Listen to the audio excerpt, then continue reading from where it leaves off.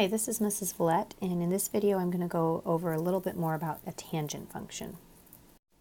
So the first thing we need to realize about a tangent function is much like a sine or a cosine function, all tangent functions have a basic shape to them. And the basic shape is going to be contained between two vertical asymptotes. So regardless of what the transformations on the tangent function are, you will have the distance between these asymptotes will be one period.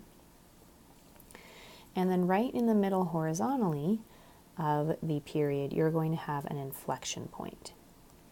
So right here is kind of the center of our graph, and to the right side, it's going to be concave up, and to the left side, it's going to be concave down. Now that will be true as long as we haven't flipped this function vertically. What we notice is that similar to a sine or a cosine graph, it's important to consider the quarters of the period. So right here in the middle of the period, we have our inflection point, and then a quarter of the way through the period, we will go up 1 unit so long as there hasn't been a vertical stretch applied. Whatever the vertical stretch is, let's call it A, we will go up a distance of A if we go right a quarter of the period. And if we go left a quarter of a period, we will go down a distance of A. So just so we're consistent on our lettering here, I'm talking about y equals A times the tangent of omega x minus h plus b. So we've kind of talked about what the A does, that's the vertical stretch factor. The B is going to be where the center of the inflection point is going to be. So this will be the horizontal line, y equals b. Now the omega is going to affect the period, so our period, whatever this number is here, can be found by using the formula t equals pi divided by omega. So instead of 2 pi like it would be with sine or cosine, it's just pi. So let's take a look at graphing a transformation of a tangent function. Let's say we want to graph y equals 3 tangent 1/2 x plus 1. So to start off with, we need to figure out what the period is. So the period is pi divided by 1/2, which is 2 pi.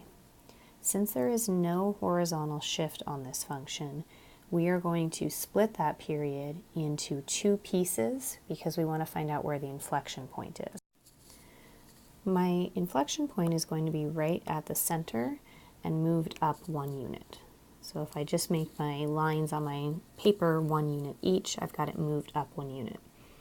The asymptotes are going to be half of the period on either side of that. So half of the period is half of 2 pi, which is just pi. So to the right, I'm going to go pi units, and to the left, I'm going to go pi units, and that will be where my asymptotes sit. Now, relative to this line that the inflection point sits on is going to be my vertical stretch. So my vertical stretch factor is this 3 right here. Normally on a tangent graph, you would go halfway between the inflection point and the asymptote, and from there you would go up 1 unit.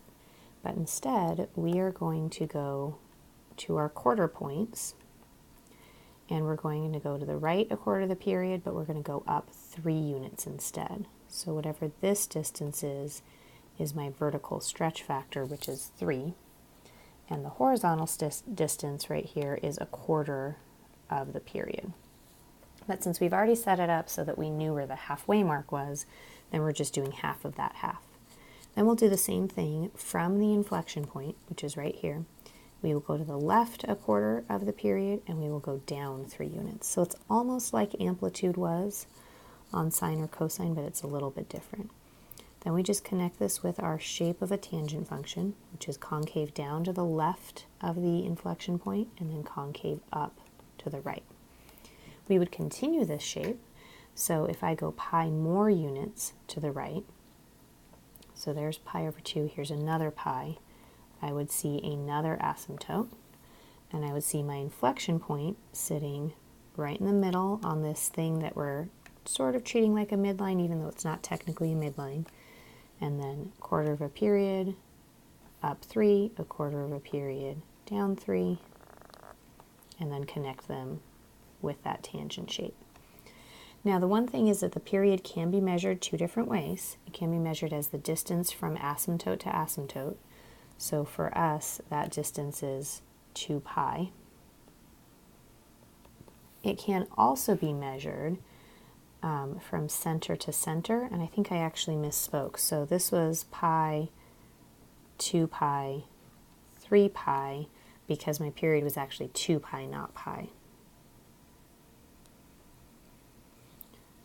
So kind of correcting that, we went from 0 to pi to 2 pi to 3 pi. The distance from center to center, so from inflection point to inflection point, was also 2 pi. So this distance is 2 pi, as is the distance between the next set of consecutive asymptotes. So the asymptotes went from pi to 3 pi, which is actually 2 pi. So the main things that we're looking at is that our inflection point is centered between the asymptotes. It is on whatever the vertical shift is, which in this case is y equals 1. And then a quarter of the period to the right, we will go up whatever the stretch factor is. And then a quarter period to the left of the inflection point, we go down whatever the stretch factor is. And then however long the distance is between asymptotes, we will put that on repeat. So in this case, it was 2 pi. So we go another 2 pi before we do our next asymptote, and then do the same thing, halfway between for inflection point, a quarter of the way, go up the stretch, a quarter of the way to the left, go down the stretch. The only time you would change that procedure of the quarter and up and quarter and down is if there was a negative vertical stretch factor, and that would actually flip your tangent graph upside down. So that is what we need to know about tangent graphs. Again, once you memorize that basic shape, we're just applying transformations that we already know how to do. Vertical stretches, vertical shifts, horizontal compressions, etc.